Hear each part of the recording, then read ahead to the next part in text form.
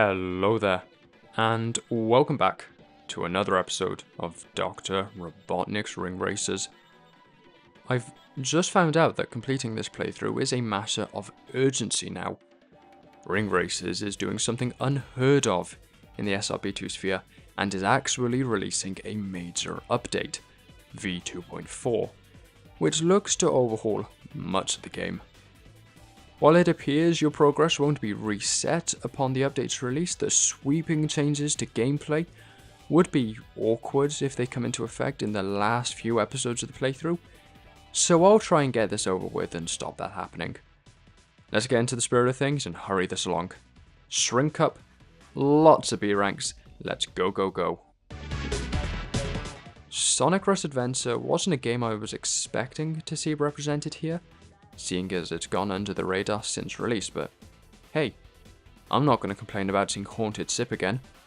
It's a pretty good course, but it does take a little time to get used to it, what with all of the sharp corners and very specific windows the game wants you to drift in. The course is the one dictating the action here, not you, and once you get out of the first lap and recognize that, you'll have a grand time.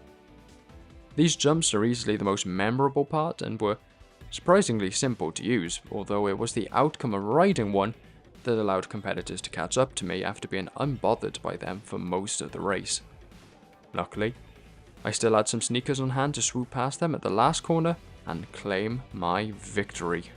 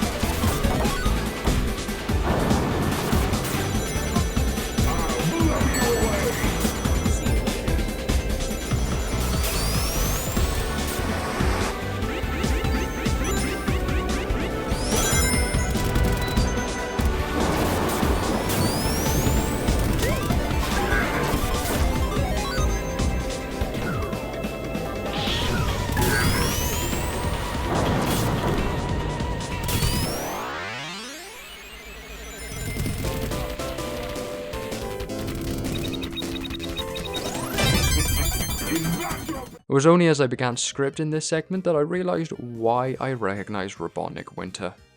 It's the snow level of Sonic Triple Trouble, another game I've done a playthrough of on this channel. It's better than the original though, as it doesn't achieve as much as it feels like it should here. I blew myself up with a mine near the start of the first lap, which allows me to show you the main gimmick of the course, which appeared immediately after, and which I was never able to pass unimpeded. That would generally lose me a little time, as would missing these little sneaker panels, but I'd make it up for a few seconds later by being the only racer who could understand how to properly freefall here, which would let me make up a place or two. And that's just how the race went. I would lose a few places throughout the track, make them back up there, and then I'd have to try and keep a hold of first until the next lap. Unfortunately, Knuckles managed to slip ahead on the final lap after hitting me with the jaws, but I was at least able to charge ahead of Egg Robo with the line and cut them off from taking second.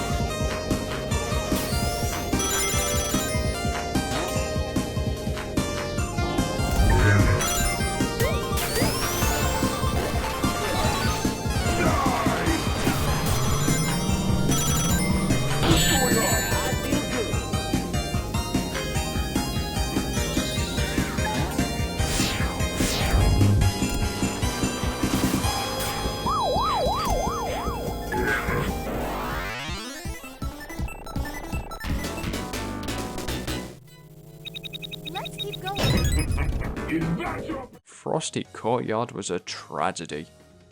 Things were going alright for about 45 seconds as I plodded along and took out most of the 14 prisons, and if that high number of targets in the large arena they were found in were the only obstacles, I'd have gone out of here easily. Unfortunately, SPBs also prowl the grounds, and although I dodged them for a while, I ultimately got comboed by 2 of them. 10 seconds later, I got blindsided by another one and blew up, causing me to get the second of what will be many, many B ranks.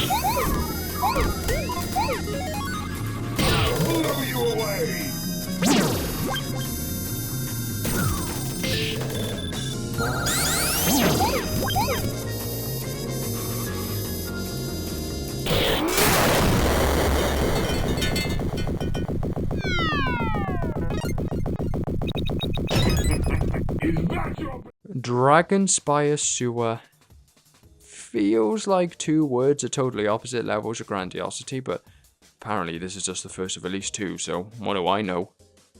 Things started off well until Knuckles sunted me off the track as he is wont to do, but I was still able to stay in the race due to a conveniently timed set of triple sneakers. I was able to use them to get 3rd out of the innings, but as my rival, Knuckles was persistent. I went and researched this recently, and did you know that, amongst all of the other advantages the bots have over you, your rival has significantly better items in all positions, 10% higher speed than normal, and doubled ring and tether boosts? Bearing that in mind, when victory came down to a final sprint between me and Knuckles, is it any surprise who ultimately won?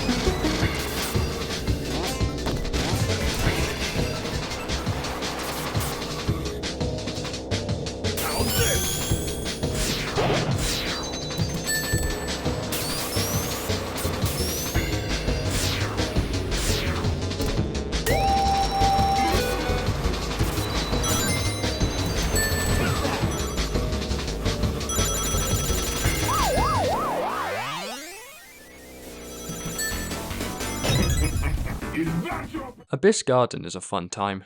It's a single rep course, which I think is always a fun change of pace, and the soundtrack is fantastic. Although I think the song is also used elsewhere.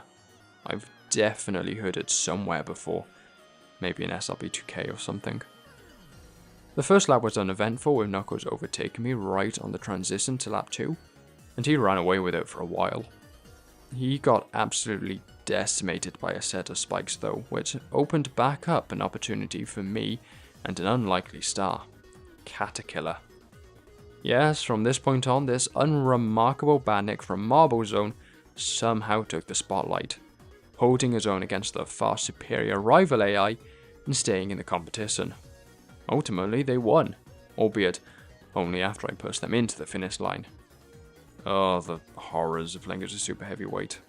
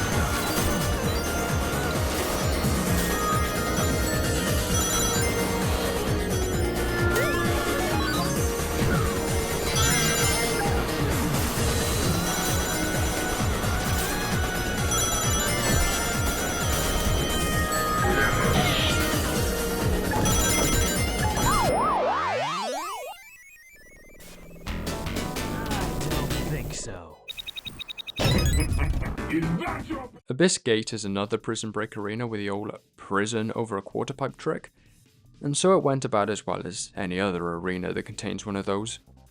I did at least destroy most of the other 13 prisons before I ran out of time, and the only one I missed that I felt I could probably have gone on this first time seeing the course was this one tucked in the corner.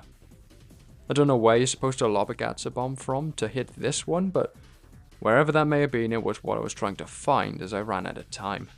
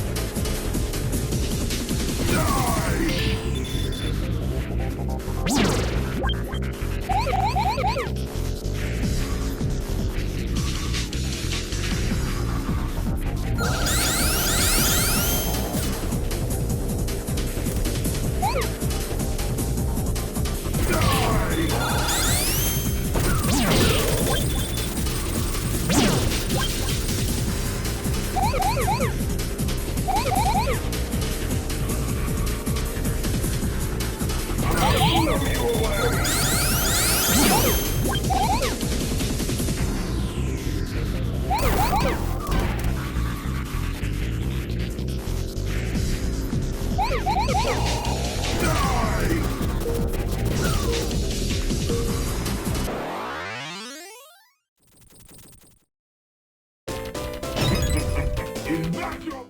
Peaks is the cooler Robotnik Winter.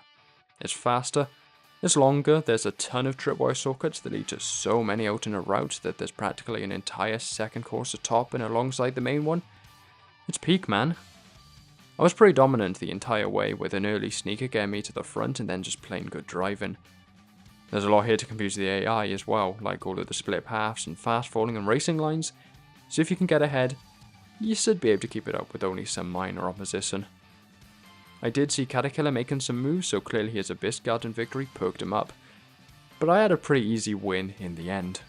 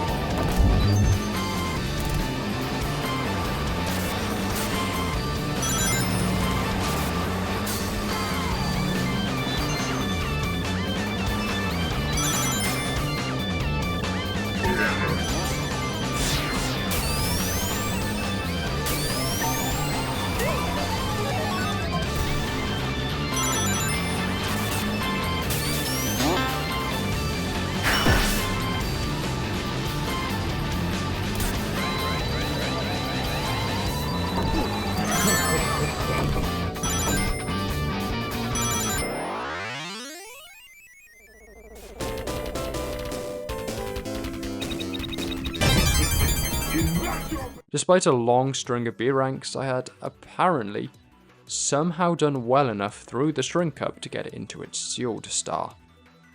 I'm done with these at this point though.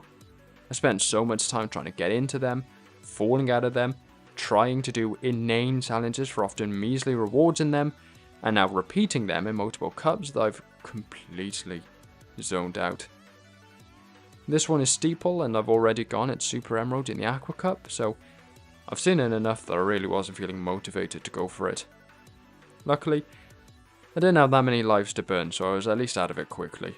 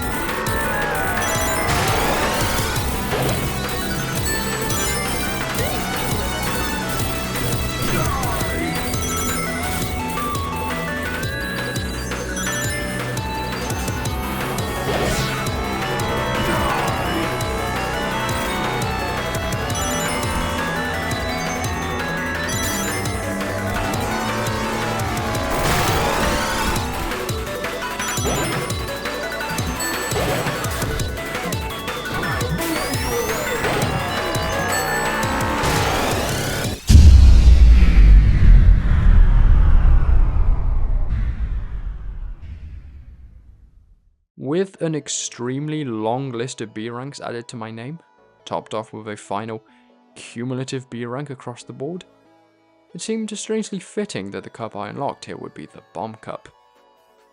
Unfortunately, that was it. No followers, and especially no characters. Barely any revealed challenge criteria either.